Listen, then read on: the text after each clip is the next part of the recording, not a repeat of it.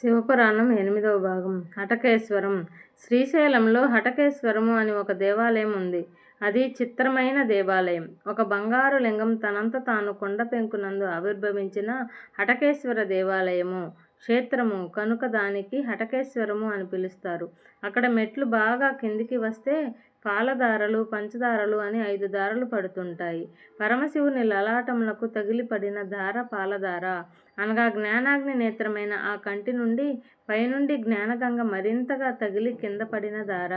ఇది శివుడి లలాటమును తగిలి వస్తున్న దార అని లోపలికి పుచ్చుకుంటే ఉత్తర క్షణం మీరు గొప్ప ఫలితమును పొందుతారు.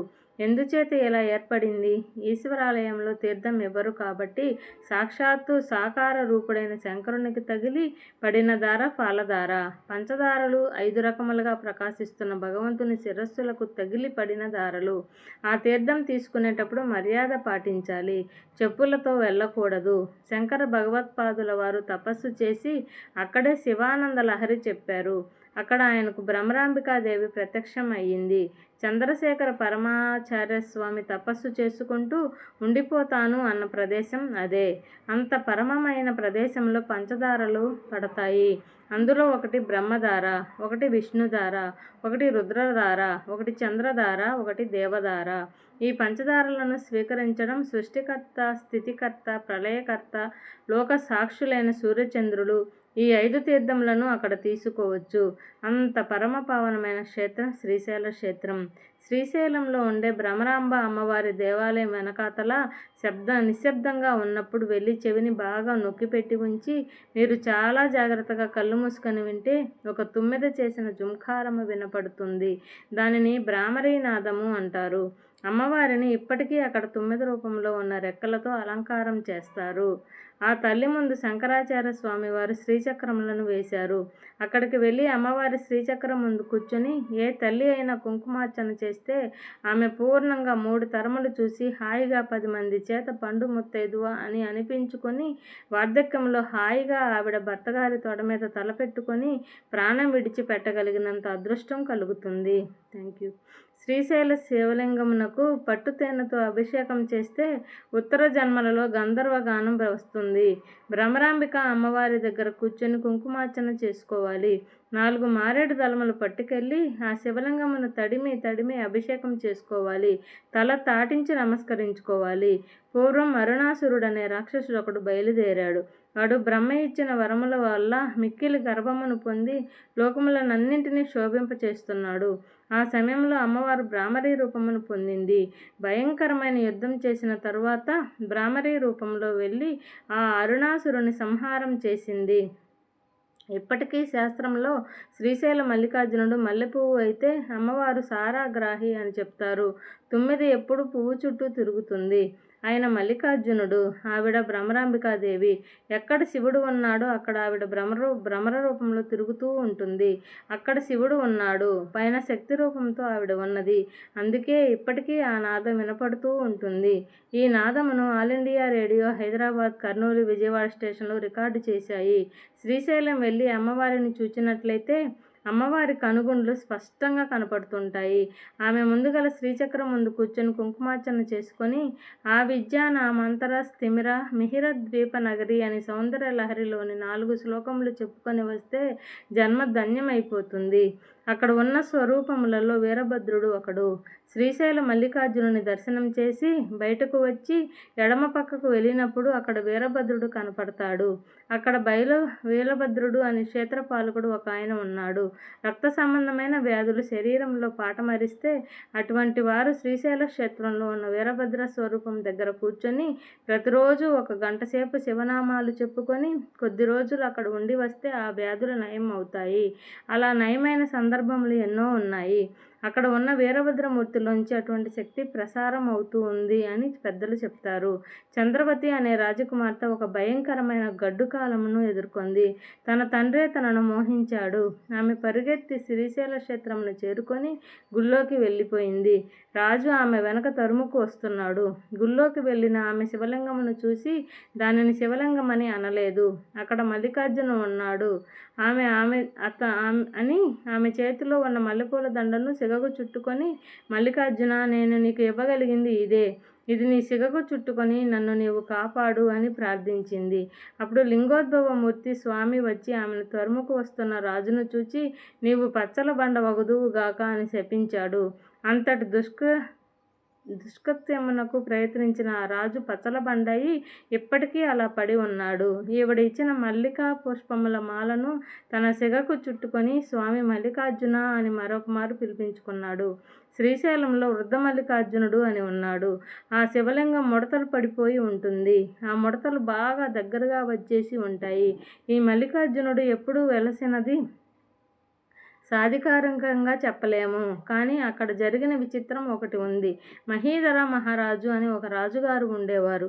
ఆయనకు ఒక కుమార్తె. ఆమె శంకరుని సౌందర్యమును ఉపాసన చేసింది. సాధారణంగా ఈశ్వరుని తండ్రిగా ఉపాసన చేస్తారు. కానీ ఆమె శివుణ్ణి మోహించింది. తనకి శివుడి వంటి భర్త రావాలంది. ఈ పిల్ల ఏమి చేస్తుందో అని శంకరుడు ఆమె కలల్లోకి వచ్చి, నీకు నన్ను వివాహం చేసుకోవాలని ఉంటే శ్రీగిరి పర్వతం మీద ఉన్న తెల్ల మద్ది చెట్టు కింద ఉన్న మల్లె పొదలో ఉన్నాను, అక్కడకు రా, నిన్ను వివాహం ఆడతాను అన్నాడు. ఆమె శంకరుడు చెప్పిన చోటికి వచ్చి ఆ చెట్టును పొదను వెతుకుతోంది.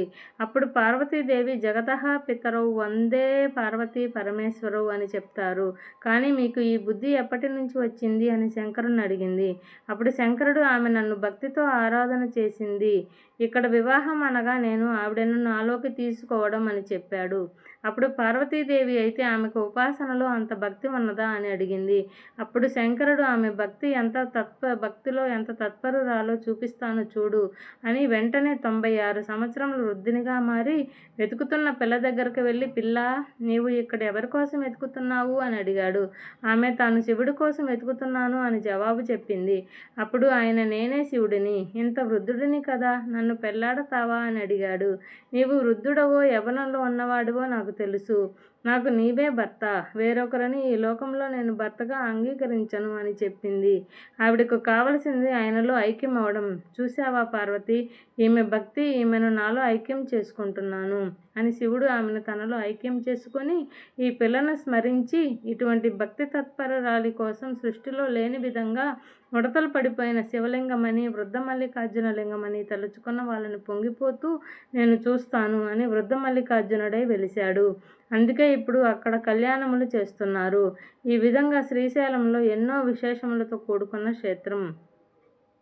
ఈ క్షేత్రంలోనే శంకరాచార్యుల వారు శ్రీశైల శిఖరం మీద ఉండగా ఒక కాపాలికుడు వచ్చి శంకరాచార్యుల వారి శిరస్సు కావాలని అడిగాడు. అప్పుడు శంకరాచార్యుల వారు, నా శిరస్సును ఇవ్వడానికి నాకేమీ అభ్యంతరం లేదు, కానీ నీవు నా శిరస్సును తీసుకుంటే నా శిష్యులు బాధపడతారు. నా శిష్యులు ఉదయముననే పాతాళగంగ దగ్గరకు వెళతారు. అప్పుడు వచ్చి నా శిరస్సు ఉత్తరించి పట్టుకు వెళ్ళు అని చెప్పారు. మరునాడు ఉదయం ఆ కాపాలికుడు వచ్చి ధ్యానం చేసుకుంటున్న శంకరాచార్యుల వారి శిరస్సును ఉత్తరించడం కోసమని చేతిలో ఉన్న కత్తి పైకెత్తిన సమయంలో స్నానం చేస్తున్న పద్మపాదాచార్యుల వారికి ఏదో అమంగళం గోచరించి అక్కడి నుండే నరసింహ మంత్రోపాసన చేశారు. ఆయన ఎక్కడి నుండి వచ్చాడో మహానుభావుడు నరసింహుడు గబగబా వచ్చి కత్తినెత్తిన కాపాలికుడి శిరస్సును తుంచి అవతల పారేసి నిలబడ్డాడు. ఆ తేజోమూర్తిని శంకరాచార్యుల వారు నరసింహ స్తోత్రంతో ప్రార్థన చేశారు. ఈ విధంగా నరసింహస్వామి దర్శనం ఇచ్చిన క్షేత్రం. శివకేశవ అభేదంగా శంకర భగవత్పాదులు రక్షించబడిన క్షేత్రం శ్రీశైల క్షేత్రం. అది జగద్గురువులను రక్షించుకున్న కొండ. అది మన తెలుగునాట ఉన్న కొండ.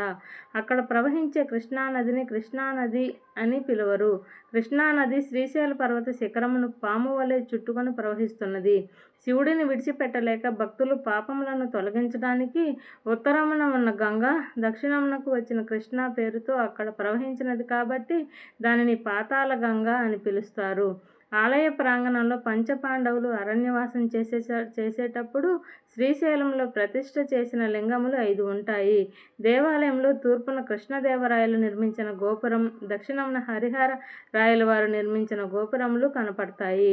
ఆ ఆలయ ప్రాంగణంలోనే త్రిఫల వృక్షమని ఒక పెద్ద వృక్షం ఒకటి ఉంది. అది మేడి, జువ్వి, రావి ఈ 3 కలిపి పెరిగిన చెట్టు.